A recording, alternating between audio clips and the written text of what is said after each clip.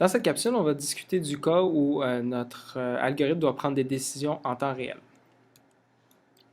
Alors, on a vu que l'algorithme Minimax permet de prendre des décisions qui sont optimales. Par contre, il peut être quand même assez lent. Il y a l'élagage alpha-bêta qui permet d'accélérer un peu l'algorithme Minimax. Malheureusement, en pratique, ça arrive souvent que ça ne suffit pas et qu'on doit alors prendre des décisions qui vont devoir être imparfaites pour satisfaire certaines contraintes de temps. Donc, peut-être que quelqu'un nous dit que dans notre application, peut-être dans une compétition, on ne doit pas prendre plus que 60 secondes pour choisir quelle décision prendre, quel mouvement faire là, dans le jeu. Et si on a un algorithme qui est tel ou une implémentation qui est telle qu'on peut explorer 10 000 nœuds par seconde, ben, ça nous donne un budget de 60 000 nœuds, 600 000 nœuds par coup finalement qu'on a à faire là, dans le jeu. Et donc, si on se donne des contraintes comme ça, comment est-ce qu'on peut en arriver quand même à prendre des décisions qui ne sont pas trop mauvaises, donc à défaut d'être optimales, qui seront peut-être quand même assez bonnes pour réussir à gagner dans le jeu. L'approche standard consiste en deux choses. La première chose, c'est qu'on va couper la recherche, c'est-à-dire qu'on ne va pas se rendre nécessairement à une exploration totale, par exemple via l'algorithme l'élagage alpha-bêta. On ne va pas faire l'exploration complète qu'on devrait faire normalement, puis on va couper la recherche. Une chose qu'on pourrait faire, c'est limiter en fait la profondeur de l'arbre qu'on va se permettre d'explorer. Il y a d'autres techniques, d'autres approches qui sont discutées dans le livre de Russell et Norvig que vous pouvez aller consulter si vous voulez en apprendre plus. Donc, la première chose, c'est de dire on va couper la recherche, par exemple en limitant la profondeur de l'arbre. Et ensuite, on va devoir compenser le fait qu'on n'explore pas jusqu'à la fin tous les nœuds dans l'arbre. Donc, on n'arrive pas toujours finalement dans l'exploration à des nœuds qui sont des nœuds finaux. On va devoir compenser en développant une fonction d'évaluation heuristique. Et son but, c'est essentiellement la même chose que dans A étoile, c'est-à-dire que ça va donner une estimation du calcul qu'on n'a pas fait encore. C'est-à-dire, dans ce cas-ci, on va estimer l'utilité qui aurait été obtenue si on avait fait une recherche complète jusqu'à des nœuds finaux, jusqu'à des fins de partie. La différence avec A étoile, c'est qu'avec A étoile, l'heuristique permet d'orienter quels nœuds sont explorés en premier, puis éventuellement, en fait, on se rend à un nœud qui est on se rend au nœud optimal. Mais dans ce cas-ci, on atteint le chemin optimal. Dans ce cas-ci, notre fonction d'évaluation heuristique, elle va carrément remplacer du calcul qu'on aurait à faire autrement, c'est-à-dire qu'elle va remplacer le calcul de la valeur minimax d'un nœud pour faire une espèce de prédiction de qu'est-ce qui serait arrivé si j'avais continué la partie jusqu'à la fin. Donc, on peut voir ça un peu comme une estimation de la chance qu'un état de partie qu'on a atteint mène éventuellement à une victoire. Je vais donner deux exemples de fonctions d'évaluation heuristique pour peut-être rendre le concept un petit peu plus concret.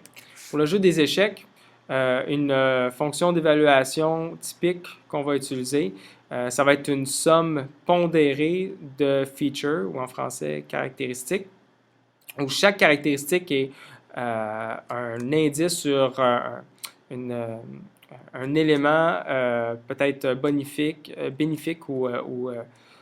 ou négatif par rapport à la configuration du jeu actuel. Donc, pour donner un exemple, une caractéristique qu'on va noter comme fonction f de n, ça pourrait être le nombre de reines que le joueur max a sur le jeu. Donc, on suppose aussi que les pions blancs sont maîtrisés par le joueur max, sont utilisés par le joueur max.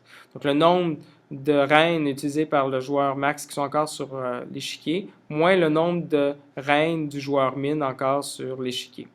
Donc, entre autres, ce serait un chiffre qui serait égal à 1 si le joueur max avait encore sa reine, mais que le joueur min n'avait plus sa reine. 0 si les deux ont encore leur reine ou les deux n'ont plus leur reine. Puis moins 1 si c'est plutôt le joueur min qui a encore sa reine et le joueur max qui n'a plus sa reine. Et on va pondérer l'importance de cette caractéristique-là par un poids qui serait un nombre réel. Donc, dans ce cas-ci, ça pourrait être 9. Donc, ce que ça dirait, c'est que la qualité de la configuration de l'échiquier, si c'était le premier cas que je mentionnais tantôt, à savoir que c'est le joueur max qui a encore sa reine, mais le joueur min ne l'a plus. Donc, la qualité de ça serait 1 fois 9. Tandis que si c'était l'inverse, c'est-à-dire que c'était le joueur min qui avait encore sa reine, mais dans ce cas-ci, ça vaudrait moins 9. W1, donc 9 fois F1 moins 1 donnerait moins 9. Et donc, on pourrait calculer plein de petites évaluations comme ça de la qualité de l'échiquier pour le joueur max, essentiellement. Donc, plus le nombre va être positif, plus c'est bon pour le joueur max. Et là, on pourrait designer plusieurs caractéristiques comme ça et les sommer ensemble, mais avec leur pondération. Et donc là, il y a tout un espace de recherche là, de fonctions heuristiques qu'on pourrait avoir à explorer. Et c'est là où un expert doit réfléchir, puis trouver des bonnes fonctions caractéristiques, puis essayer de trouver des bonnes valeurs de poids qui permettraient d'avoir des bonnes performances. On pourrait imaginer des techniques d'apprentissage pour permettre à un joueur d'améliorer soi-même, donc de trouver des bonnes valeurs des poids W, étant donné des caractéristiques fixes, en jouant plusieurs parties. Et ça, c'est des notions, en fait, qu'on va se mettre à explorer plus tard dans d'autres capsules, lorsqu'on va parler, entre autres, d'apprentissage, puis d'apprentissage par renforcement. Autre exemple de fonction d'évaluation heuristique, pour le tic-tac-toe, qui pourrait bien fonctionner, ça serait le nombre de rangées, colonnes et diagonales qui sont disponibles actuellement pour le joueur max, moins la même chose, mais pour le joueur min. Donc, par exemple, ici, pour cette grille-ci, pour le joueur max, on a 6 colonnes rangées ou diagonales disponibles. Une comme ça, une comme ça, une comme ça, une comme ça, une comme ça et une comme ça. Donc ça, ce sont des rangées colonnes diagonales qui pourraient éventuellement accueillir une série de 3x. Donc dans ce cas-ci, le joueur max, on suppose qu'il utilise les x. Et à l'inverse, pour le joueur pour le joueur min, on a plutôt 4 colonnes rangées ou diagonales disponibles. Il y a celle-là, celle-là, celle-là et celle-là. Il n'y a pas de diagonale à cause du x au milieu. Okay.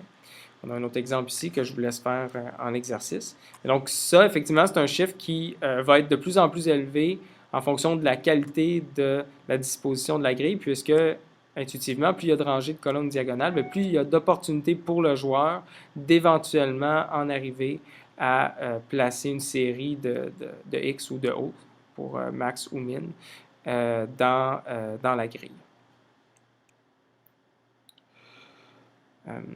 Et finalement, avant de terminer, je voudrais mentionner la notion de généralisation des actions aléatoires. Donc, comment est-ce qu'on applique on adapte nos algorithmes pour permettre des jeux qui, par exemple, impliqueraient le lancement d'un dé pour déterminer c'est quoi la prochaine action. Donc, il y aurait un aspect aléatoire ou stochastique.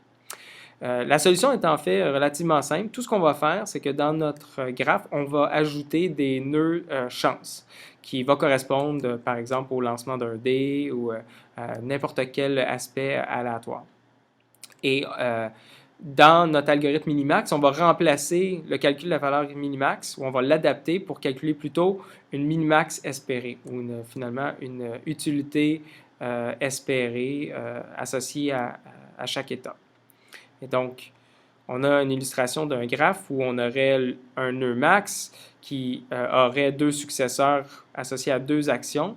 Dans chaque action, pour impliquer un certain aspect de chance qui dirait qu'avec dans ce cas-ci, une probabilité de 90%, on arriverait à ce nœud-ci, cet état-ci, puis avec une probabilité de 0.1, donc de 10%, on arriverait plutôt à ce nœud-ci. Okay? Donc maintenant, on a trois types de nœuds, max, chance et min, et 4 si on compte les nœuds qui correspondent à des états finaux. Et donc dans ce cas-ci, on ne va pas calculer une utilité ou une valeur minimax simple, on va calculer une utilité ou valeur minimax espérée. Donc, tout ce qu'on change, en fait, dans notre définition de la minimax espérée, c'est que en plus des trois conditions qu'on avait avant, à savoir un nœud terminal, un nœud max ou un nœud min. On a maintenant un calcul à faire pour les nœuds chance. Et pour les nœuds chance, bien, plutôt que faire un max sur les successeurs ou un min sur les successeurs, on va faire une somme sur les successeurs pondérée par la probabilité d'atteindre chaque successeur à partir du nœud courant. Et donc, on va faire une espèce de moyenne pondérée des minimax associés à chacun des successeurs. Et pour faire le calcul de la minimax à la racine, on aurait une exécution un peu similaire, donc une exploration en profondeur similaire à ce qu'on a vu dans l'algorithme minimax, où on atteindrait chacun des enfants, puis on propagerait les minimax vers le haut jusqu'à arriver à la racine pour obtenir notre minimax espéré au début de la partie.